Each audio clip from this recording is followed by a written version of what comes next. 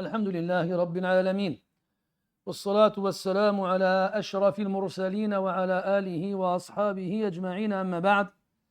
أيها الإخوة الكرام، نلتقي وإياكم في هذه الليلة المباركة، وليلتنا هذه هي 18 من شهر محرم لعام 47 و400 وألف للهجرة، الموافقة ل12 من شهر يوليو لعام 25 و2000.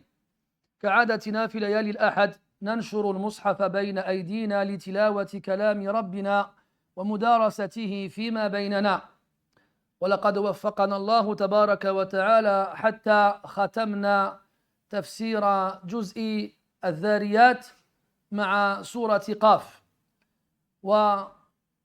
وانطلاقا من هذه الليلة إلى أن يشاء الله تبارك وتعالى نرجع إلى الوراء قليلا ونستفتح سورة جديدة أخرى، وقد وقع اختيارنا على سورة ياسين، وبعدها نواصل الحديث والكلام عن السور التاليات إلى أن نرجع إلى سورة قاف، أي قبلها بالحجرات.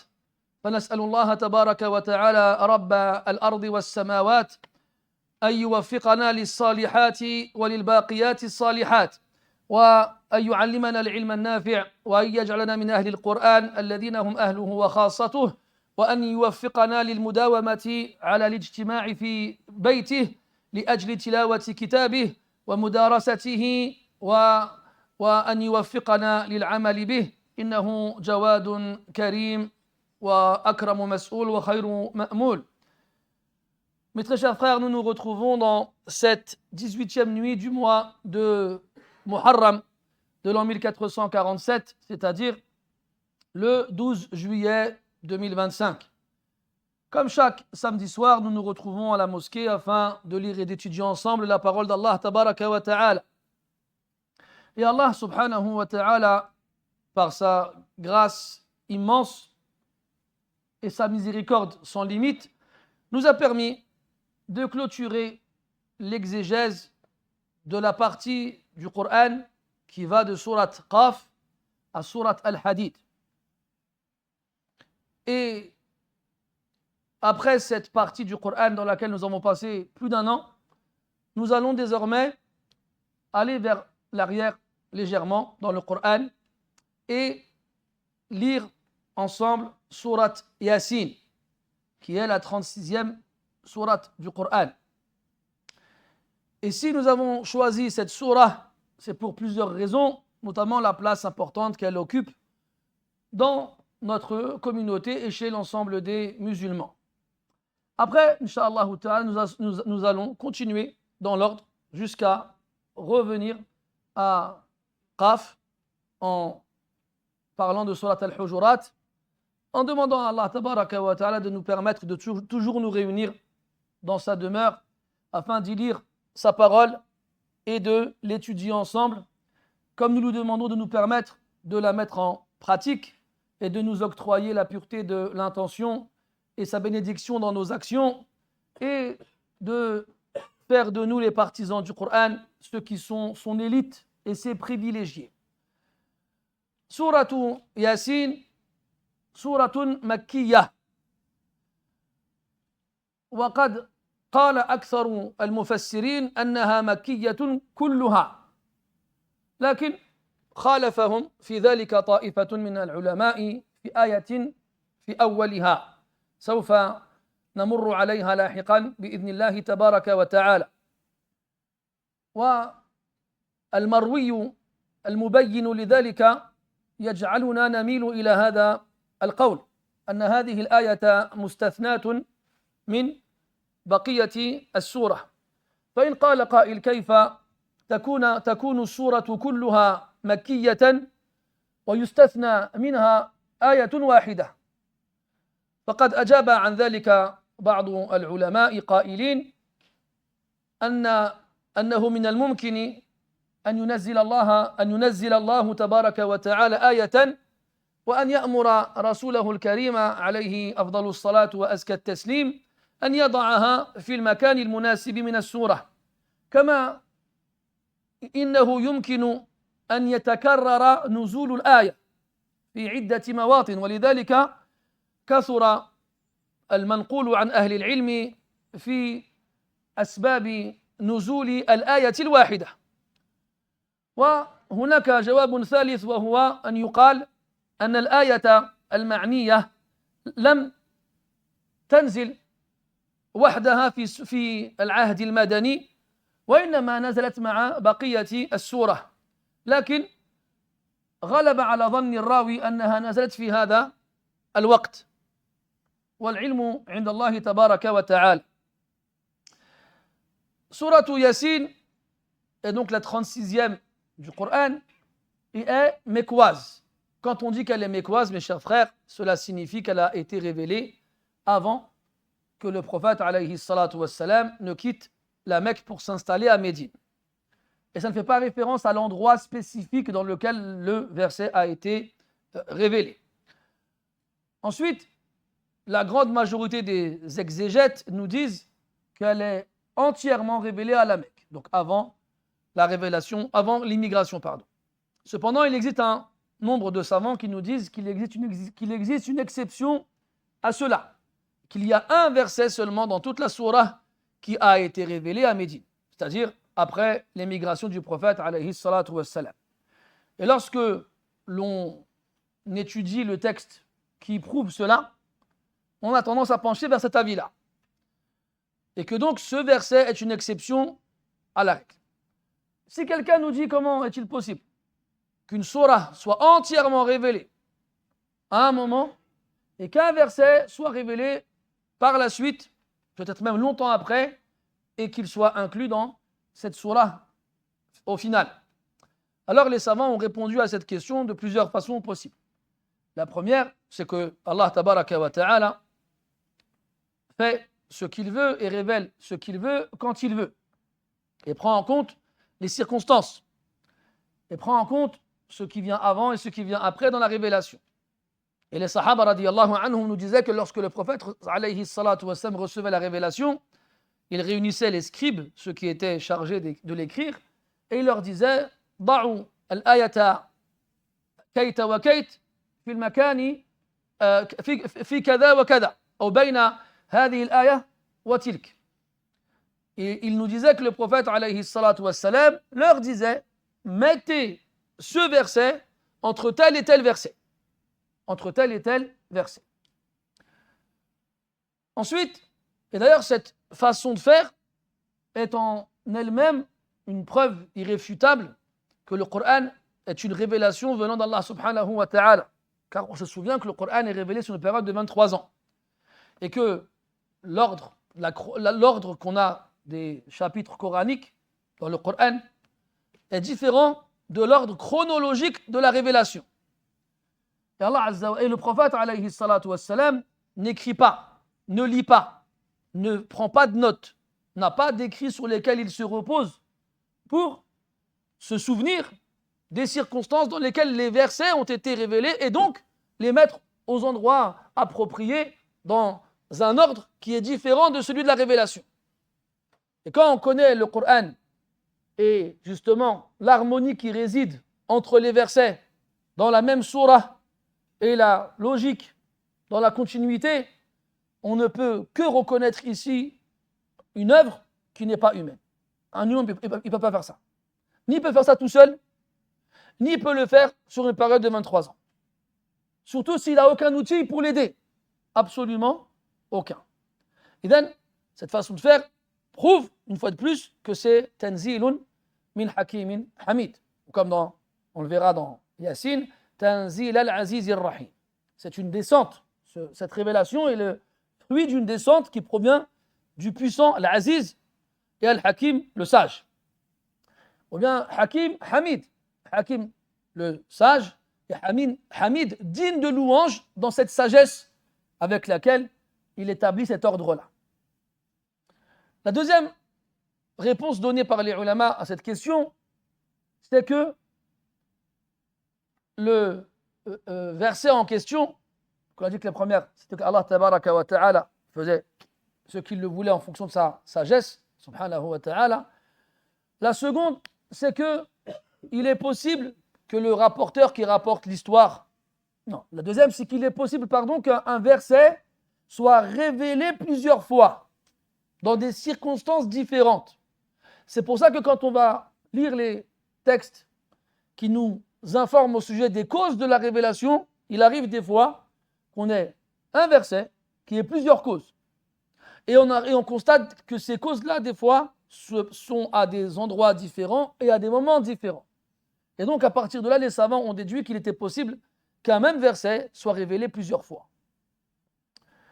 Et la troisième réponse, c'est qu'il est possible que le rapporteur du texte qui nous dit que le verset en question a été révélé à Médine a de lui-même constaté qu'elle a été révélée à ce moment-là, sans savoir que ce verset a été révélé auparavant, car on sait que beaucoup de compagnons se convertissent à des moments différents dans la période de la révélation, et que, en fonction du moment où ils arrivent, il y a des fois des choses qu'ils n'ont pas encore apprises, et donc ils se basent sur ce qu'ils savaient.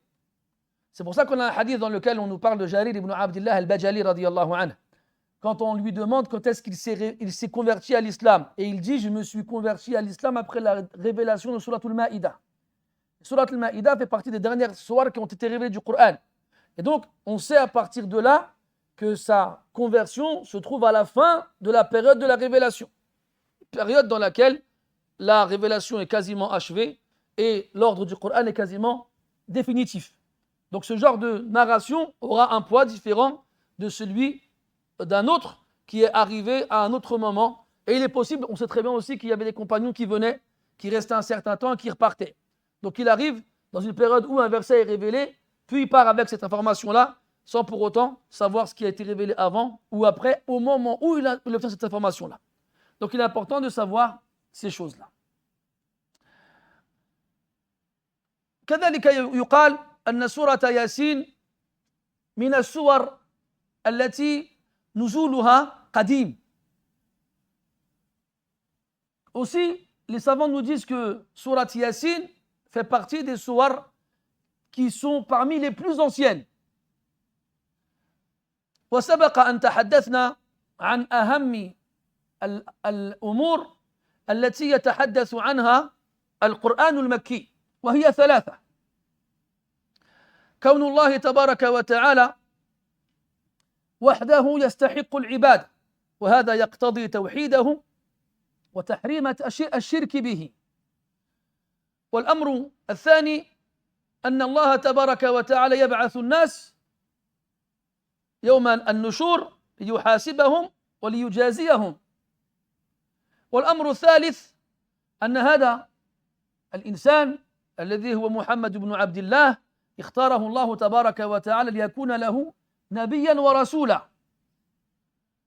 فالمتأمل والناظر في القرآن المكي يجد أن هذه الأمور كثيرا ما تتكرر، وكذلك الناظر في سورة ياسين يجد أن هذه الأمور كذلك كلها موجودة فيها.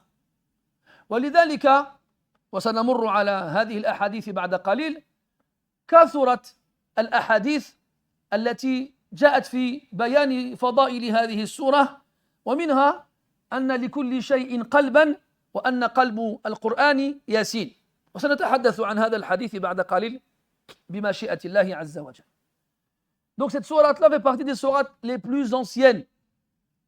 On avait déjà vu ensemble, mes chers frères, que le Coran mécois se distingue du Coran médinois sur plusieurs plans.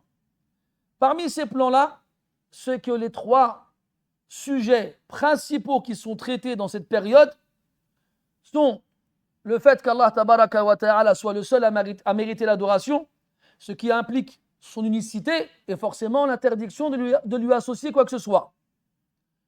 La deuxième chose, c'est qu'Allah tabaraka wa ta'ala va ressusciter les gens après leur mort pour les juger et les rétribuer. La troisième chose, c'est que cet individu, cette personne, qui est le prophète alayhi salatu wassalam, eh bien, son peuple ne l'ont pas accepté comme tel et ont refusé de reconnaître en lui un prophète et un messager. Alors quand on va lire le Coran, dans cette période mécoise, on verra que ces trois sujets sont les sujets les plus récurrents. Et on constate que parmi les suwar c'est le pluriel de surah, qui commencent par des lettres donc, coupées, on en a trois qui ne commencent que par une seule lettre. Vous avez remarqué, on en reparlera après, que les suwar du Coran commencent par des lettres, soit une, soit deux, soit trois, soit plus. Quant à celles qui n'ont qu'une seule lettre, on a trois. Il y a Sad, il y a Qaf, il y a Noun. Et quand on regarde Sad, Qaf et Noun, on voit dans Sad qu'Allah tabaraka wa ta'ala répond à Quraysh dans le fait qu'ils aient renié le fait qu'Allah soit le seul à mériter l'adoration. أجعل الآلهة إلها واحدا إن هذا لشيء عجاب. A-t-il fait d'Allah, a-t-il fait des divinités un seul, qu'un seul qui doit mériter l'adoration? Ceci est certes une chose étonnante. Dans Qaf, Allah Ta'ala y répond à la problématique de la résurrection. وعجبوا أن جاءهم منذر منهم فقال الكافرون هذا شيء عجيب أإذا متنا وكنا ترابا ذلك رجع بعيد. Donc ils ont refusé de croire qu'on allait être ressuscité après la mort. Et dans Noun, Allah Ta'ala y répond à la problématique du fait que Mohammed est bien son prophète. Noun wal qalami wa ma yasturun ma anta bi ni'mati rabbika bi majnun ila akhir al-aya. Et dans Surat Yasin, ces trois éléments-là sont réunis, comme on le verra par la suite, Inch'Allah Ta'ala.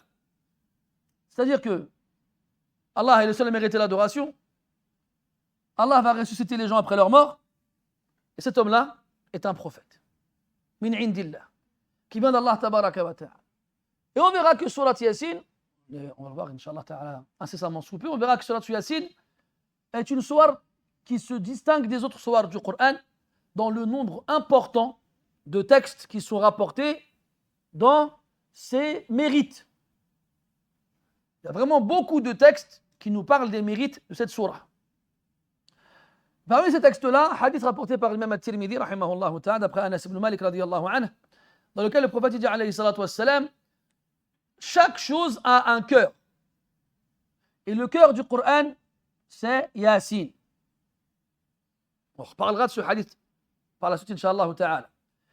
Et selon l'explication des ulama, il est considéré comme tel de par le fait qu'il englobe les principaux sujets traités dans la période mécoise. Yasin. وكما قلت لكم آنفا هذه السورة حظيت بأحاديث كثيرة لا تخلو من ضعف في بيان فضائلها. وهذه الأحاديث يمكن لنا أن نقسمها إلى قسمين أو إن شئت إلى ثلاثة أقسام. القسم الأول المرفوع ولا يصح منه شيء. والقسم الثاني الموقوف عن الأصحاب عن الصحابة رضي الله عنهم وفيه المقبول وفيه المردود. والقسم الثالث ما يسمى بالبلاغات وهي عن التابعين كثيرة. وجماع ذلك أن يقال كما قال الحافظ شمس الدين ابن عبد الواحد المقدسي الحنبلي هذه الأحاديث بمجموعها تدل على أن لهذه الأشياء أصلا لا يمكن غض الطرف عنها. وهذا أيضا مما اختلف العلماء فيه بين من يوافق على ذلك وبين من لا يوافق على ذلك. Donc comme je vous disais, cette sourate, ce chapitre coranique est particulier dans le fait qu'on trouve énormément de narrations qui nous parlent de ses mérites. Et ces narrations-là, on peut les diviser en trois catégories. Des narrations attribuées au prophète alayhi salatu wassalam directement, et ces narrations-là, aucune d'entre elles ne sont authentiques. Authentiques en se basant sur la définition de ce qui répond aux conditions de l'authentique chez les savants du hadith. Puis on a ce qui est attribué aux compagnons. Et dans cette catégorie-là, il y en a qui sont acceptés et d'autres qui sont rejetés. Et enfin, on a ce qu'on appelle en arabe le balaghat. Le balaghat, c'est un terme qu'on attribue à des textes qui sont parvenus à des tabi'in au moins. Des tabi'in qui nous disent balagani, il m'est parvenu, sans nous dire comment, sans bi ghayri sanad yuzkar, sans évoquer de chaîne de narration. Balagani, il m'est parvenu que Surat Yasin a telle et telle particularité. Et à partir de là, les savants, ils ont réuni tous ces textes-là, même des livres qui ont été écrits sur tout ce qui a été rapporté concernant Surat Yasin. Et il y en a qui sont arrivés à la conclusion que tous ces textes-là et ces témoignages, en les réunissant, prouvent que ces informations-là ont une origine. Et cette origine-là, on ne peut pas la considérer comme étant fausse et donc à rejeter. D'autres ont dit non, car le degré de faiblesse de ces textes-là est tel qu'on ne peut pas les cumuler pour obtenir un degré satisfaisant. Dans tous les cas, les savants divergent. Et nous, on a le qaïda. Une qaïda, une règle qui est attribuée à l'imam Ahmed, rahmatullahi alayhi wa ghayruhu. Comme quoi, لا ننظر في أسانيد ثلاثة أشياء في السير والمغازي والتفسير. Comme quoi les savants du hadith disaient qu'on ne regarde pas les chaînes de narration de trois choses. Ce qui concerne les biographies, ce qui concerne les expéditions militaires du prophète alayhi salatu wassalam, et le tafsir, ce qui est rapporté dans le tafsir. Pourquoi il disait ça? Car ces textes-là, on ne va pas en déduire des jugements, des règles, des lois. Donc, on est moins regardant sur les degrés des rapporteurs que dans les textes qui vont nous rapporter le halal et le haram, dans lesquels on doit être sûr que c'est authentique. Il y a même une parole, l'imam Ahmed disait thalathatun la asla laha. Il y a trois choses qui n'ont pas de base. Siyar, al-maghazi wa al-tafsir. Alors qu'elles ont des bases. Mais ce qui veut dire, c'est que on ne va pas regarder dans ces bases-là comme on regarderait dans les autres textes qui nous rapportent la législation d'Allah subhanahu wa ta'ala. والأمر الثاني, deuxièmement, ما يتعلق بالفضائل. وأن الأحاديث الضعيفة فيها تروى. وهذا قول جماهير العلماء. وإن خالفهم في ذلك بعضهم وهم قلة. Et aussi, l'autre règle, c'est que dans tout ce qui touche au mérite, aux textes qui mettent en évidence les mérites de certaines choses, de certaines actions ou de certains textes comme le Coran, eh bien, même si on sait que le texte il est faible, c'est accepté et rapporté. لأنها ترغب الناس في العمل الصالح. Car ces textes-là vont encourager les gens à faire des actions vertueuses. وتلاحظ معي أن العلماء الذين شددوا في هذا الباب جعلوا الناس يتركون القيام بهذه الأعمال. فانظر إلى الوراء قليلا وستجد أن آباءنا وأجدادنا كانوا حريصين على قراءة القرآن وبعض السور وبعض الأذكار والأوراد، حيث خلف من بعدهم خلف وجدوا من يقول لهم أن هذه الأحاديث لا تقوم على ساق، وأنه لا يجوز الاحتجاج بها، وأنه لا يجوز العمل بها لأنها ضعيفة، والضعيف لا يعمل به قطعا. فلم يشعروا وزهدوا الناس في القيام بهذه الأعمال، حتى رأينا جيلا يكاد لا يقرأ القرآن ويكاد لا يزيد على فرائضه عملا نفلا.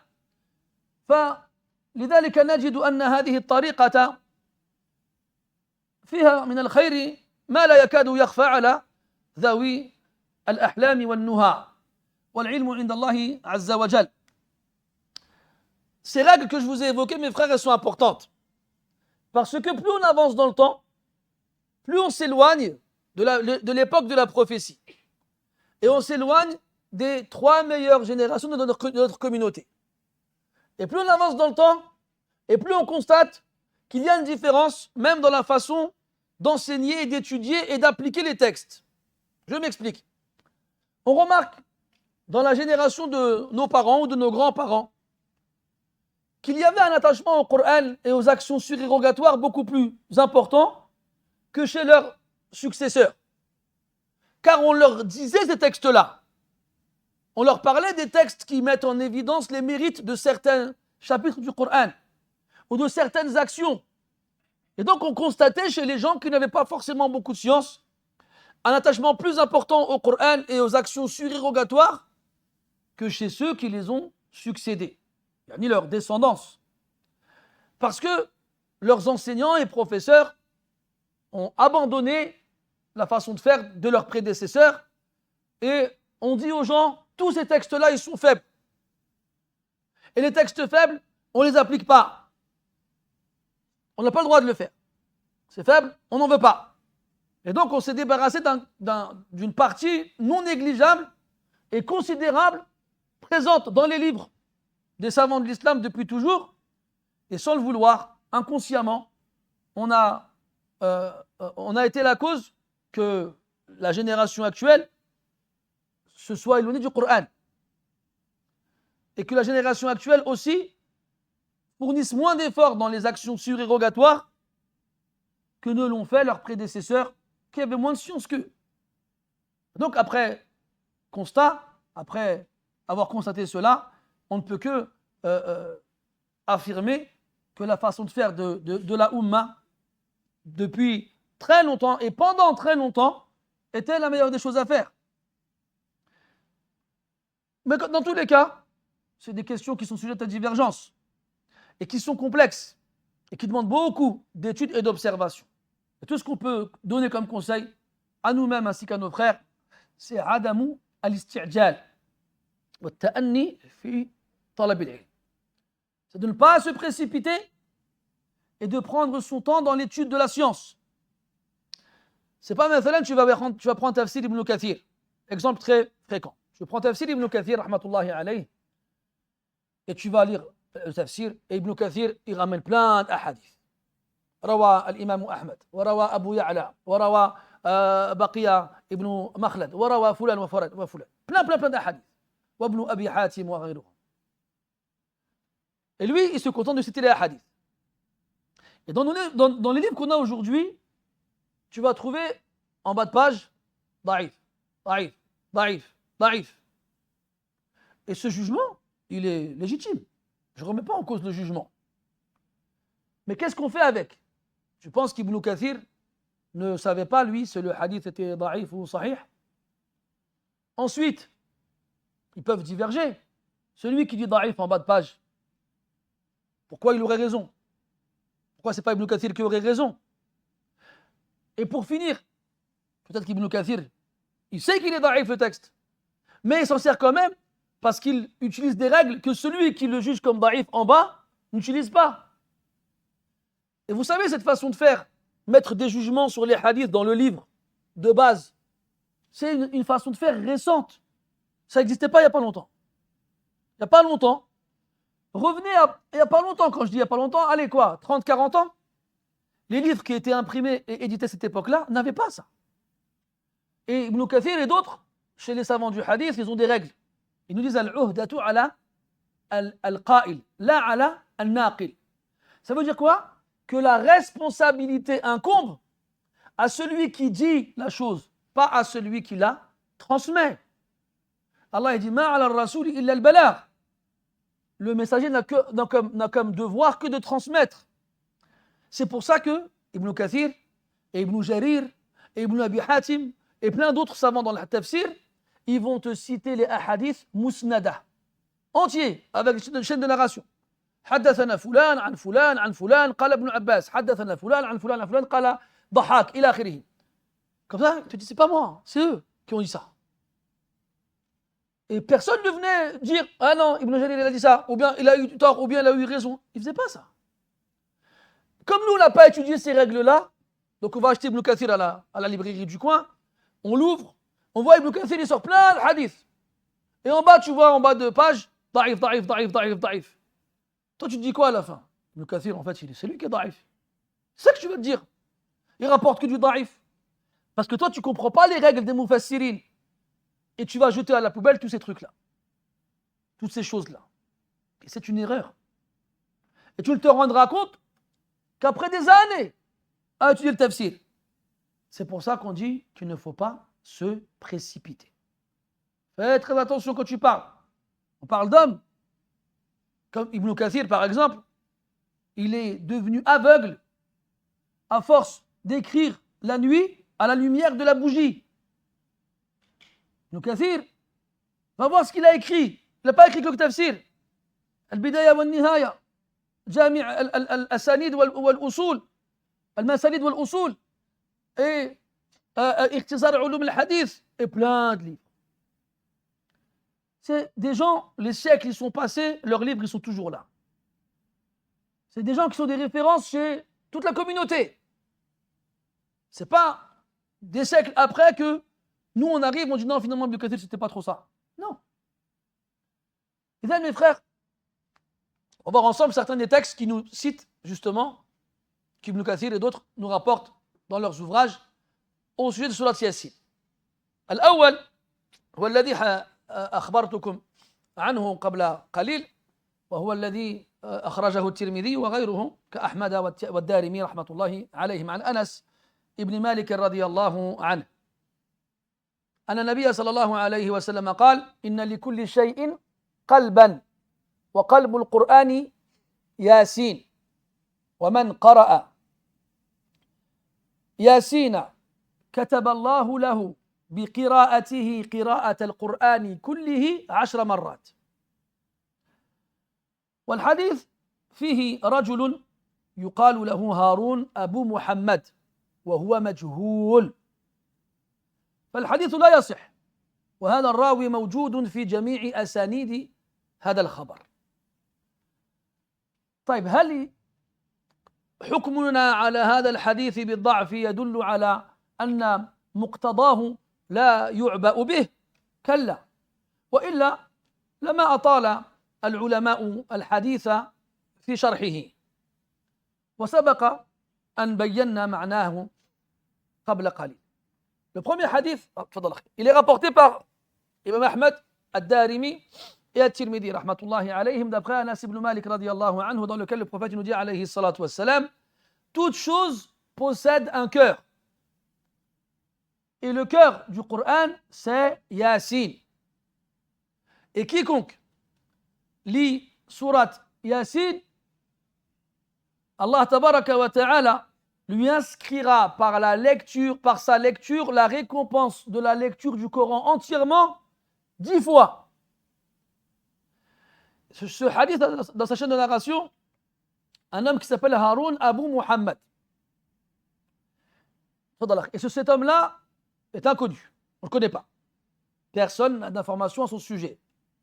Et ça, c'est un défaut préjudiciable dans la chaîne de narration. Résultat, on est en mesure de juger de sa faiblesse. Il est faible. Et est-ce que le fait qu'il soit faible nous permet de le rejeter? On l'a dit non tout à l'heure. Pour les raisons évoquées. Surtout que beaucoup de savants ont quand même expliqué ce hadith. Ceux qui ont fait l'explication de Sunan Abi Daoud, non pas Abu Daoud, At-Tirmidhi et d'autres. Et on a expliqué son sens. Le fait que cette sourate contient en elle-même les principaux thèmes qui sont traités dans la période mécoise. الحديث الثاني رواه أحمد وأبو داود وابن ماجه عن معقل بن يسار رضي الله عنه أن النبي صلى الله عليه وسلم قال اقرأوا ياسين على موتاكم، اقرأوا ياسين على موتاكم. وهذا الحديث فيه رجل يقال له أبو عثمان وليس بالنهدي عن أبيه عن معقل ابن يسار واتفق العلماء على أن هذين الرجلين مجهولان غير معروفين فالحديث لا يصح. Le deuxième hadith, il est rapporté par l'imam Abu Daoud ainsi que l'imam Ahmad et l'imam Ibn Majah, rahmatullahi alayhi, d'après Ma'aqil ibn Yasar, radiyallahu anhu, comme quoi le prophète, alayhi salatu wassalam, a dit lisez Yassine sur vos mourants, pas sur vos morts. الموتى هنا بمعنى الذي يموت الذي هو في السياق الذي يحتضر وإن قال بعض العلماء بالقول الثاني وهو الموت الميت. Comme quoi, الموتى ici, les morts, que traduire en français, ce n'est pas ça qui est visé, mais plutôt ceux qui sont en train de mourir, ceux qui agonisent. Et ce hadith-là, il est rapporté donc par ceux dont je vous ai parlé, dans une chaîne de transmission, dans laquelle on retrouve Muhammad ibn Ibrahim al-Taymi, d'après Abu Uthman, qui n'est pas un Nahdi. Pourquoi ils ont précisé? Parce qu'on a Abu Uthman al-Nahdi. C'est un Mukhadram qui rapporte d'après Omar et qui est un rapporteur fiable. Mais ils ont dit Abu Uthman, c'est tout. D'après son père, d'après Ma'aqil ibn Yasar. Et Abu Uthman et son père sont deux rapporteurs inconnus. On ne les connaît pas. Donc comme on ne les connaît pas, on ne sait pas s'ils sont fiables ou faibles. Résultat, on rejette leur narration. Le hadith est considéré donc comme faible. Mais ce hadith-là a été confirmé par l'action des Sahaba radiyallahu anhum et des tabi'in. Car on a trouvé des textes dans lesquels on a des compagnons qui demandent à ce qu'on lise Yassine pendant leur mort, pendant qu'ils meurent. Et d'autres, kadalik. Parmi ces textes-là, ce que Imam Ahmad y rapporte, أن غضيف عن صفوان أن غضيف ابن الحارث الثمالي رضي الله عنه حين اشتد سوقه أي احتضر قال هل منكم أحد يقرأ ياسين فقرأها صالح بن شريح السكوني فلما بلغ 40 منها قبض يعني قبض غضيف فكان المشيخة يقولون إذا قرأت عند الميت خفف عنه بها. وروى الإمام أحمد أيضا عن صفوان أنه قال وقرأها عيسى بن المعتمر عند ابن معبد. Imam Ahmad y rapporte qu'un compagnon qui s'appelle Ghudayf ibn al-Harith al-Thumali radiyallahu anhu, alors qu'il agonisait, a demandé aux hommes présents autour de lui, est-ce qu'il y a parmi vous quelqu'un qui connaît Surat Yassine? Et là, Salih ibn Shurayh al-Sakouni, rahimahullah, il a dit, moi je la connais. Il lui a dit, lis-la. Alors Salih, il s'est mis à lire Surat Yassine jusqu'à ce qu'il arrive au 40e verset de cette surah. Et c'est là que Ghudayf, il est mort, radiyallahu anhu wa rahimah. Et Safwan, qui rapporte cette histoire-là, il nous dit que les Mishiakha, les ulama, disaient que la lecture de cette surah allégeait la douleur du mourant et lui permettait de mourir sans souffrir. Et Safwan, c'est min atba' tabi'in. وقيل من التابعين من الطبقة الصغرى. Safwan هذا fait partie de la génération qui suit celle des compagnons radiyallahu anhum. Donc quand il dit le Mishiakha, ça inclut les compagnons et aussi les tabi'in les plus grands. D'ailleurs, Safwan, il disait que Isa ibn al-Mu'tamir a lu Surat Yassine auprès de Ibn al-Ma'bad quand il était en train de mourir. Et il y a des textes qui nous informent que beaucoup de pieux prédécesseurs le faisaient. Et la raison, c'est que Surat Yassine, comme on a dit, elle englobe les principaux thèmes traités dans la période mécoise et elle parle aussi de la mort de ceux qui appellent à Allah Azza wa Jal et la récompense qu'Allah leur promet, tout comme elle parle aussi de la récompense des gens du paradis et du jugement et des preuves qu'Allah Ta'ala va ressusciter les gens après la mort. Tous ces éléments-là facilite la sortie de l'âme lorsque l'on meurt. C'est pour ça qu'il a été recommandé de lire Surat Yasin auprès des gens qui sont en train de mourir.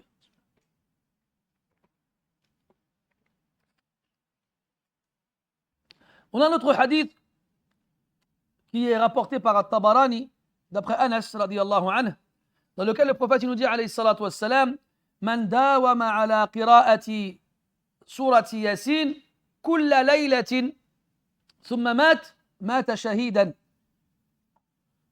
Que celui qui va lire régulièrement suratu Yasin toutes les nuits et qui meurt par la suite mourra martyr. وهذا الحديث لا يصح. C'est un hadith qui n'est pas authentique. Taïf. On a notre hadith qui est... et là, on a les balaghat, celles qui sont attribuées aux tabi'in et aux tabi'in. منها ما رواه الدارمي عن الحسن البصري رحمه الله تعالى أنه قال من قرأ ياسين في ليلة ابتغاء وجه الله أو قال مرضاة الله غفر له وبلغني أنها تعدل القرآن كله. Darimi rapporte d'après le Hassan al-Basri rahimahullah ta'ala comme quoi il a dit que celui qui lit Yasin dans une nuit à la recherche de l'agrément d'Allah ou de la noble face d'Allah Azza wa Jal, alors on lui pardonnera. Et il m'est parvenu qu'elle équivalait au Coran en entier dans sa récompense quand tu le lis. Et Darimi toujours il rapporte d'après Ata rahimahullah ta'ala comme quoi il a dit بلغني أن رسول الله صلى الله عليه وسلم قال من قرأ ياسين في صدر النهار قضيت حوائجه. عطاء ibn Abi Rabah rahmatullahi alayhi, parmi les élèves de Abdullah ibn Abbas, il disait بلغني, il m'est parvenu que celui qui lit Yasin au début de la journée, tous ses besoins seront satisfaits. Et الدارمي rapporte d'après Ibn Abbas رضي الله عنهما أنه قال من قرأ ياسين حين يصبح أعطي يسر يومه حتى يمسي ومن قرأها في صدر ليلة أو ليله أعطي يسر ليله حتى يصبح. الدارمي rapporte d'après Abdullah ibn Abbas رضي الله عنهما que celui qui lit Yasin le matin, alors on lui facilitera toute sa journée jusqu'au soir.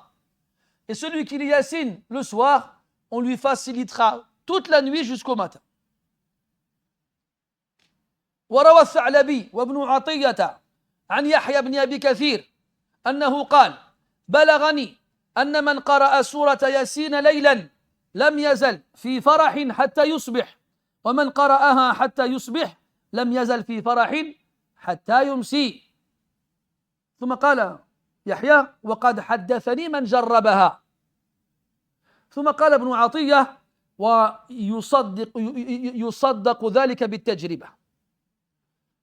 Donc là on a Yahya ibn Abi Kathir rahimahullah ta'ala كذلك من أئمة السلف, il dit il m'est parvenu.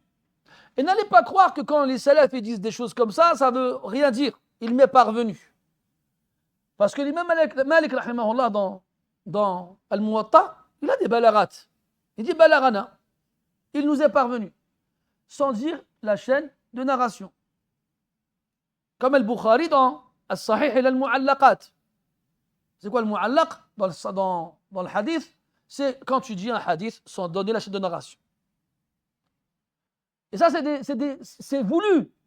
C'est pas le savant, il n'a pas de chaîne.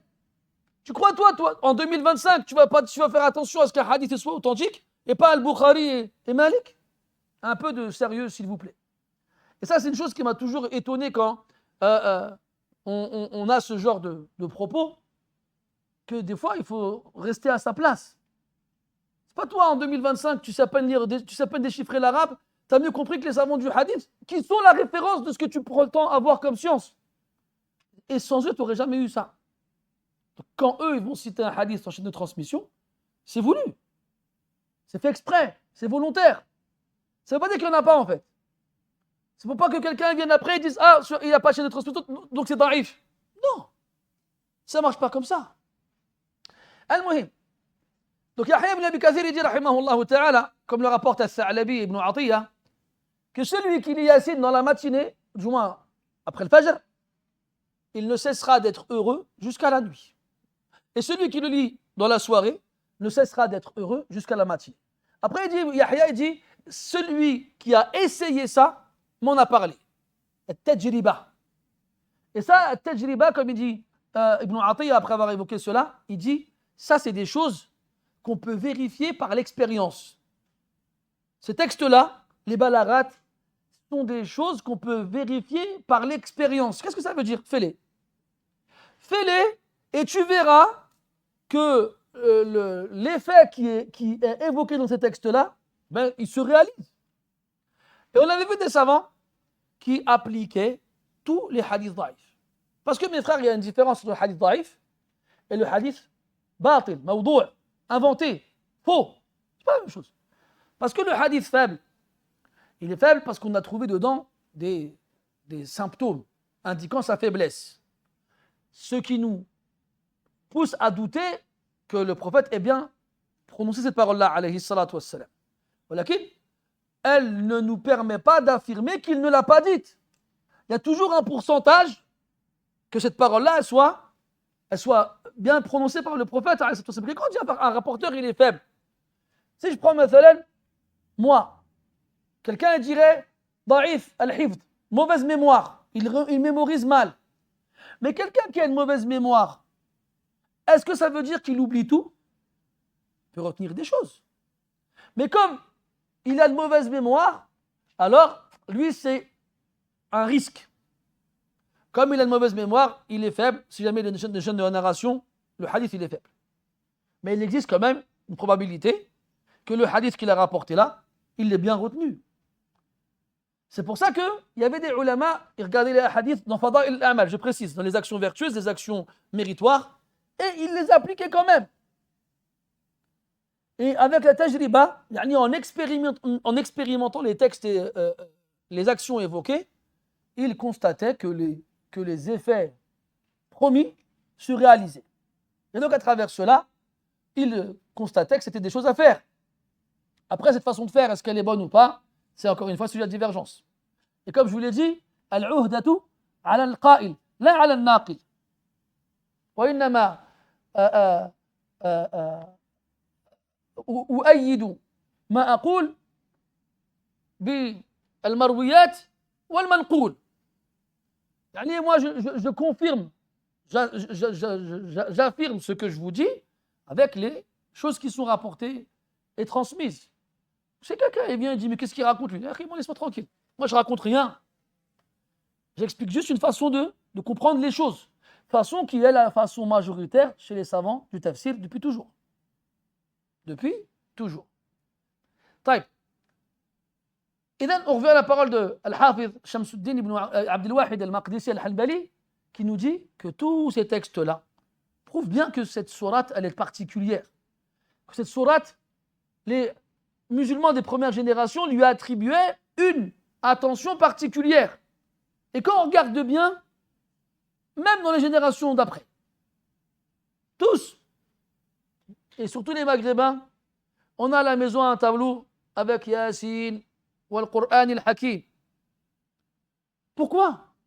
Pourquoi quand les musulmans ils vont mettre en avant certains passages du Coran, ce sera la Fatiha, Ayatul Kursi, le début de Yasin, ou bien les 3 dernières sourates? Pourquoi?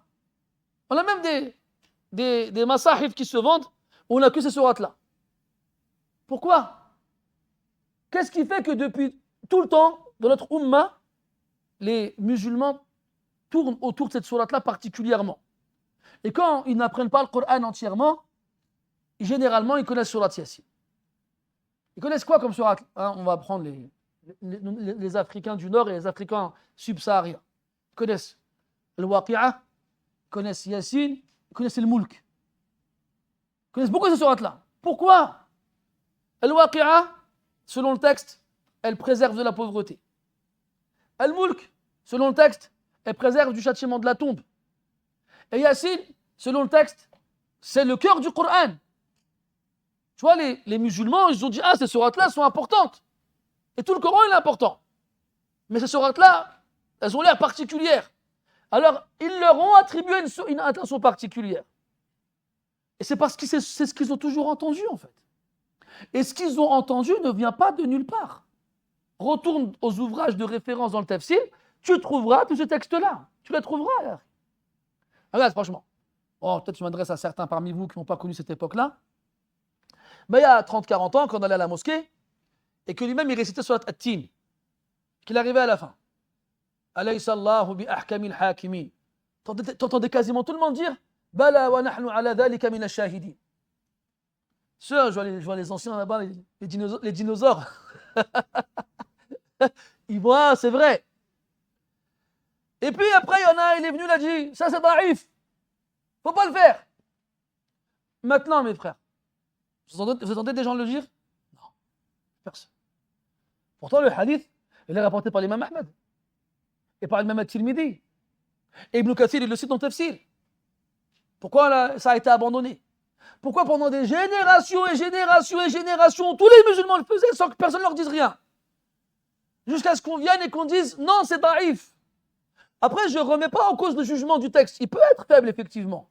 Mais parmi les moyens de trouver au texte une origine, le fait qu'il soit appliqué, on appelle ça l'istifada, à grande échelle.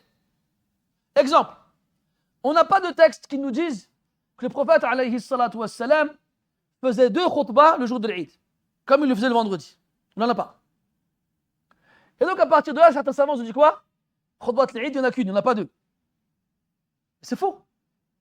Les 4 imams, et le ijma' a déjà été rapporté, qu'on fait 2 khutbahs le jour de l'Eid, comme on le fait le jour du vendredi. Alors, c'est quoi leur dalil? Al-amal. Ce que les musulmans ils font, partout, depuis toujours, ils font 2 khutbahs le jour de l'Eid. Et donc, l'action des musulmans a permis de préciser le texte qui ne met pas en évidence le fait qu'il y ait 2 khutbahs le jour de l'Eid, comme le jour du vendredi. Et ça, mes frères, c'est une façon de comprendre les textes et surtout de comment les appliquer. Et si tu lis les livres de hadith, comme Jami' at-Tirmidhi, tu vas voir des hadiths que Tirmidhi lui-même va te rapporter comme étant faibles. Il dit هذا حديث غريب لا نعرفه إلا من هذا الوجه وعليه العمل عند أهل العلم. Il dit ce texte-là est marginal. Il n'a été rapporté que de cette façon-là. Et pourtant, c'est sur son contenu que l'action est appliquée chez les savants d'islam et chez les musulmans. Et des textes comme ça, il y en a plein. Pour ne pas que tu viennes toi après, tu dises non mais c'est daïf, akhi. C'est daïf, c'est vrai, il n'y a pas de problème. Mais que ce soit daïf ne veut pas dire que ce soit à exclure. Al-Muhim, mes frères, Surat Yasin, elle est particulière, sans aucun doute. فهل يجوز لقائل أن يقول بين سور القرآن تفاوت؟ نعم يجوز. Est-ce que quelqu'un peut dire qu'il y a une différence entre les différents chapitres du Coran? Oui, on peut bien sûr. Différence au niveau du contenu et donc différence au niveau du mérite. Le prophète n'a pas dit dans le Coran, dans le hadith, pardon, أعظم آية في كتاب الله آية الكرسي, que le verset le plus grandiose dans tout le Coran, c'est le verset du trône. Il n'a pas dit Suratul Ikhlas, ta'adilu thuluth al-Qur'an. Il n'a pas dit que Surat Qul huwa Allahu ahad équivalait au tiers du Coran. Il n'a pas dit que le Baqarah et Ali Imran ont une particularité sur plein de plans différents. Donc oui, na'am, on peut dire cela. Et celui qui va lire justement les textes en rapport avec cela, il verra ces choses-là clairement. طيب الآية الأولى من هذه السورة الكريمة ياسين. وياسين حرفان افتتح الله تبارك وتعالى بهما هذه السورة كما افتتح بها بغيرهما سورا أخرى. وتحدثنا عن هذا الموضوع عند حديثنا عن سورة قاف، وذكرنا أقوال أهل العلم في هذه المسألة. ما المراد من هذه الأحرف؟ على أقوال كثيرة نذكر منها ثلاثة. القول الأول: أحرف لا معنى لها، وهذا باطل، لأن كلام الله ينزه عن أن لا يكون له معنى، فالكلام الذي ليس له معنى عبث، وتعالى الله أن يكون في كلامه عبث. والقول الثاني: أن لهذه الأحرف معنى لكننا نجهله ولا سبيل إلى معرفته، وهذا وإن كان له وجه وحظ من النظر غير أنه بعيد. تفضل أخي. لأن الله تبارك وتعالى وصف القرآن بأنه مبين، وأن آياته بينات، فكيف يخاطبنا بشيء لا نهتدي إلى معرفة معناه؟ والقول الثالث: أن هذا القرآن الذي حصل به التحدي والإعجاز مكون بالأحرف التي يستخدمها العرب ليل نهار ويتقنون استعمالها، ومع ذلك عجزوا كل العجز أن يأتوا بمثل هذا القرآن، بل عجزوا كل العجز أن يأتوا بسورة ب10 سور من مثله، أو بسورة مثل سورة منه. وهذا هو أقرب الأقوال إلى الصواب، والعلم عند الله عز وجل. On avait vu, nous, quand on a parlé de Surat Qaf, quelles étaient les paroles des savants au sujet des lettres qu'on trouve au début de certaines sourates du Coran. Et il y en a 15 dans le Coran qui commencent avec des lettres. On a Alif Lam Mim, on a Alif Lam Ra, Alif Lam Mim Sad, les Hawamim, tout ce qui est Hamim, Kaf, Ha, Ya, Ain Sad, Taha, Tasin, Tasim Mim, ila akhirih. Qu'est-ce que ces lettres signifient? Donc on avait dit que les savants divergeaient beaucoup à ce sujet-là. Là, on a encore une fois deux lettres, Yasin, qui font partie des lettres de l'alphabet arabe. Et de façon générale, dans toutes ces sourates-là, les savants ont beaucoup d'avis à ce sujet-là. Ils divergent. Et pour résumer ces avis-là, on va en évoquer 3.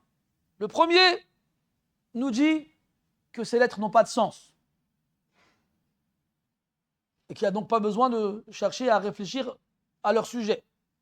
Cet avis est faux et caduc, nul et non absolu, car la parole d'Allah Azza wa Jal est épargnée et préservée de contenir des choses qui n'ont pas de sens.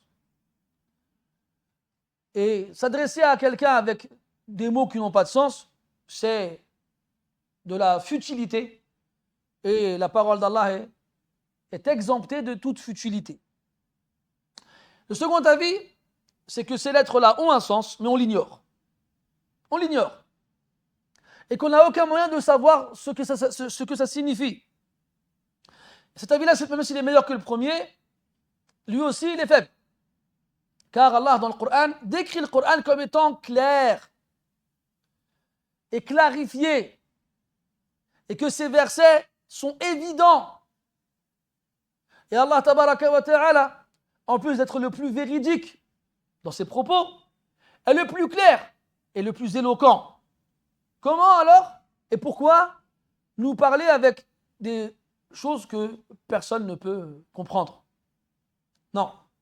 C'était Mujahid rahimahullah ta'ala qui a dit: قرأت القرآن كله على ابن عباس مرتين وكنت أوقفه عند كل آية أسأله عنها فيفسرها لي.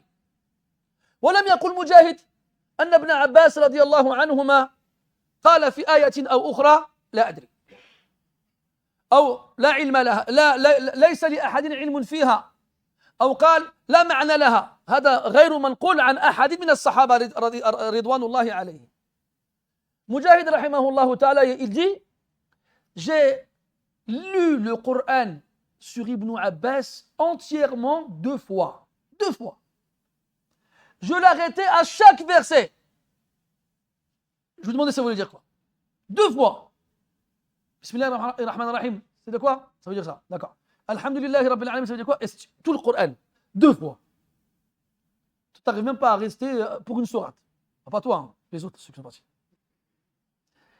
Et d'ailleurs, je voulais le dire aussi, on a toujours fait cette proposition quand on commence une nouvelle sourate. On dit aux frères qui viennent au cours, Inch'Allah, qui ne connaissent pas la sourate qu'on est en train d'étudier, d'apprendre à chaque cours les versets qu'on étudie ensemble. Et on y va tranquille, doucement, slowly. D'accord? On y va lentement. Et toi, tu peux apprendre 1, 2, 3 versets par séance. Et à la fin, Inch'Allah, tu auras appris la sourate entièrement. On avait fait avec Surat Yusuf. Et il y a des frères ici qui ont appris Surat Yusuf avec les cours. Alhamdulillah, ils avançaient avec chaque cours. Tous les versets qu'on apprenait ensemble, ils les ont répétés pendant la semaine, jusqu'au samedi d'après, et ainsi de suite. Donc mes chers frères, si parmi vous, il y en a qui n'ont pas mémorisé Surat Yasin, je les invite et encourage à le faire avec ces cours-là. Et ça les permettra, et ça les encouragera aussi à s'efforcer d'assister à ces cours-là toutes les semaines, 1 fois par semaine. Et s'ils ne peuvent pas venir, alors au moins ils écoutent les cours par la suite. Et ainsi, bidnillah ta'ala, au bout de quelques semaines, vous aurez appris Surat Yasin sans avoir fait d'efforts particuliers. Donc, je sais que Mujahid, rahimahullah, il a accompagné Abdullah ibn Abbas, radiallahu anhuma, sur une certaine période, dans laquelle il lui a lu le Coran entièrement, 2 fois, et à chaque verset, il l'arrêtait pour lui demander le sens du verset. Et Mujahid, rahimahullah, ne nous a jamais dit, Ibn Abbas l'a dit, je ne sais pas. Ou bien il a dit, personne ne sait ce que ça veut dire. Ou bien il a dit, ce verset n'a pas de sens, ou ce passage n'a pas de sens. Ça n'a jamais été rapporté. Et Ibn Kathir, Ibn Abbas, radiallahu anhuma, avait beaucoup d'élèves. Il y a Saïd ibn Jubayr, il y a Ikrima, il y a Ata, il y a Abu al-Aliya, et d'autres. Même si Abu al-Aliya, il rapporte Ibn Abbas, mais par un intermédiaire. Et on a Mujahid, et d'autres. Et ces hommes-là, qui nous rapportent les paroles d'Ibn Abbas, des fois, nous rapportent des paroles différentes d'Ibn Abbas sur le même verset. Ça veut dire quoi? Qu'Ibn Abbas, il donnait un peu à lui, un peu à lui, un peu à lui, etc. etc. Que tous ces hommes-là nous ont rapporté la science d'Ibn Abbas par rapport au Coran. Et il n'y a pas un verset où il y en a un d'entre eux qui nous a dit, Ibn Abbas ne nous a rien dit là-dessus. Il n'y a pas. Pour ceux qui viennent nous dire, ouais mais le Coran, il y a des sens cachés, ou bien il y a des choses que personne ne comprend, ou bien il y a des choses que ça ne veut pas dire ça, ça veut dire ce que nous on a compris. Mais non. Les Sahaba, ils l'ont expliqué et ils n'ont pas dit ce que vous vous dites. Comment vous pouvez venir, vous, et lui donner des sens que les premiers qui étaient présents quand le Coran a été révélé n'ont pas donné? Là, ce n'est pas cohérent et c'est surtout pas possible. Et là, on arrive à la troisième parole des savants sur ces lettres-là. Ils nous disent qu'Allah tabaraka wa ta'ala dans le Coran, comme il a dit lui-même dans le Coran, il a dit que cette révélation-là, elle est faite en arabe, en langue arabe. Une langue arabe claire. Et dans le Coran, Allah tabaraka wa ta'ala, il a lancé un défi à Quraysh, un challenge. Il leur a dit, oh vous qui vous vantez d'être les spécialistes de la langue arabe, de la connaître sous tous ses recoins et dans tous les angles, et de la maîtriser à la perfection. Voilà le Coran. Il est en arabe. Faites-en un équivalent. C'est trop? D'accord. Faites-nous 10 sourates équivalentes. C'est trop? D'accord. Faites-nous une sourate équivalente. Et avec ça, Quraysh n'ont pas fait une seule sourate. Ils n'ont même pas essayé. Même pas. Pourtant, Quraysh et les Arabes en général étaient tellement des spécialistes et des pros de cette langue-là qu'ils étaient capables de déclamer et d'improviser des poèmes d'une complexité énorme sur un coup de tête. Tu lui dis, tiens, parle-moi des montagnes. Et c'est parti. Il ne s'arrête plus. Et il pouvait continuer comme ça, sans s'arrêter pendant des heures et des heures. Ces mêmes personnes-là, on leur a dit de faire une sourate du Coran. Et Allah, dans ces sourates du Coran, il a mis des lettres. ces lettres-là, ce sont les lettres de l'alphabet arabe. Ce sont les lettres qu'on utilise pour parler arabe, pour exprimer ce qu'on veut en arabe.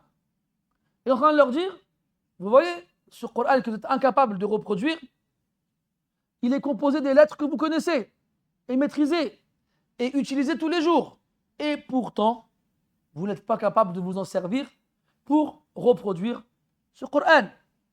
Donc non seulement Allah Ta'ala les a défiés, mais en plus il les a humiliés avec ces lettres-là qu'ils sont incapables d'utiliser pour répondre aux défis. Et voici dans les 3 avis concernant ces lettres-là, celui qui paraît le plus juste. Et Allah Ta'ala, il sait mieux. طيب هل لهذين الحرفين معنى زائد؟ اختلف العلماء في ذلك على أقوال نذكر أشهرها وهي 3. القول الأول أن ياسين معناه يا إنسان، قال سعيد بن جبير وهو كذلك في لغة الأحباش، ياسين بمعنى يا إنسان. ومنهم من قال أن ياسين معناه محمد عليه الصلاة والسلام، وهذا أيضا منسوب إلى سعيد بن جبير رحمة الله عليه، واستدل ومنسوب أيضا إلى سفيان بن عيينة وغيرهما، واستدلوا بقول الله تبارك وتعالى سلام على آل ياسين في قراءة الأخرى سلام على الياسين، وسلام على آل ياسين، وآل بمعنى أفراد أسرته، وياسين في كلام معظم المفسرين أنه محمد عليه الصلاة والسلام، لأن في ذلك حديثا لا يثبت يزعم راويه أن من أسماء النبي عليه الصلاة والسلام ياسين. واستدلوا أيضا بالآية 3 أو 4 وهي قوله إنك لمن المرسلين، ياسين إنك والقرآن الحكيم إنك لمن المرسلين 3. وروى ابن وهب أو روي عن ابن وهب رحمه الله أنه سأل الإمام مالكا فقال هل ينبغي لأحد أن يتسمى بياسين؟ فقال لا أراه ينبغي، لأنه اسم من أسماء الله. ثم علق ابن العربي المالكي على هذا الكلام قائلا أن أسماء الله تبارك وتعالى تنقسم إلى أقسام أو إلى قسمين، قسم يعرف معناه فيجوز لغير الله للبشر أن يتسمى به كحكيم وعليم ورحيم وما شبه ذلك، وقسم لا يعرف معناه أو لا يليق معناه إلا بالله عز وجل، فهذا لا يجوز لأحد أن يتسمى به. وبناء على ذلك ينسب إلى مالك رحمه الله تعالى أن ياسين اسم من أسماء الله عز وجل، وهذا المنقول عن العلماء والله أعلم بالصواب. Quant au sens, est-ce que Yassine a un sens? Eh bien, sachez qu'il y a beaucoup d'avis chez les salafs à ce sujet-là. On a des savants qui nous disent que Yassine, ça veut dire ô être humain. Ya insan. Et cet avis-là, il est rapporté et attribué à de nombreux pieux prédécesseurs. Et Saïd ibn Jubayr nous dit carrément que c'est comme ça qu'on dit ô être humain en éthiopien. Éthiopien de l'époque, aujourd'hui je ne sais pas. Et le deuxième avis, c'est qu'on s'adresse ici au prophète alayhi salatu wassalam, et que Yassine est un de ses noms. Et les partisans de cet avis-là, comme Saïd ibn Jubayr et Sufyan ibn Uyayna, se basent là-dessus sur 2 choses. Toutes les 2 dans le Coran, ou plutôt 3, pardon. 2 dans le Coran et une dans le Hadith. Les 2 dans le Coran, c'est un verset dans Surat As-Saffat, où Allah dit Salamun ala Ali Yasin, dans une lecture du verset. Dans l'autre, c'est Salamun ala Ilyasin, en référence avec Ilyas, et une façon de prononcer le prénom Ilyas chez les Arabes. Et selon la première lecture, Salamun ala Ali Yasin, alors ça veut dire que la paix soit sur, la sécurité soit sur les partisans ou les membres de la famille de Yasin. Et qui est Yasin? Le prophète, selon beaucoup de savants du tafsir chez les salafs. Aussi dans Surat Yasin, dans le 3e verset qu'on verra la prochaine fois, Inch'Allah, Allah Ta'ala dit Innaka la minal mursalin. Certes, tu es parmi les envoyés. Après avoir dit Yasin. Et donc on déduit de cela que Yasin fait office d'interpellation. Et le 3e élément, c'est un hadith, même si ce hadith-là n'est pas authentique, est faible, qui nous cite plusieurs noms du prophète alayhi salatu wassalam, dans lesquels on trouve Yasin. Et le 3e avis, c'est un avis qui est attribué à l'imam Malik rahimahullah ta'ala. C'est pas Ibn Wahb, c'est Ashhab. Je disais bien que c'était pas Ibn Wahb. Ashhab, il nous dit qu'il a interrogé l'imam Malik rahimahullah ta'ala sur le fait de se nommer Yasin. L'imam Malik rahimahullah, il a détesté cela. Il ne l'a pas toléré. Et il a justifié cela en disant que c'est un des noms d'Allah Azza wa Jal.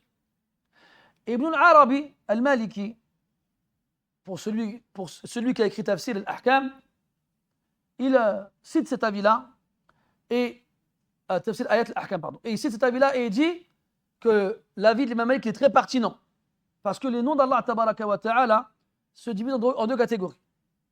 Des noms dont on connaît l'essence et dont l'essence correspond à ce qu'on trouve chez les humains, comme Sami', celui qui entend, Basir, celui qui voit, Hakim, celui qui juge. Et ça on le trouve chez les humains. D'ailleurs on a vu l'Aziz dans Surat Yusuf. قالت امرأة العزيز الأخ إلى آخره. Et on a des noms dont l'essence ne convient qu'à Allah Azza wa Jal. Et donc cela, on n'a pas le droit de se nommer avec.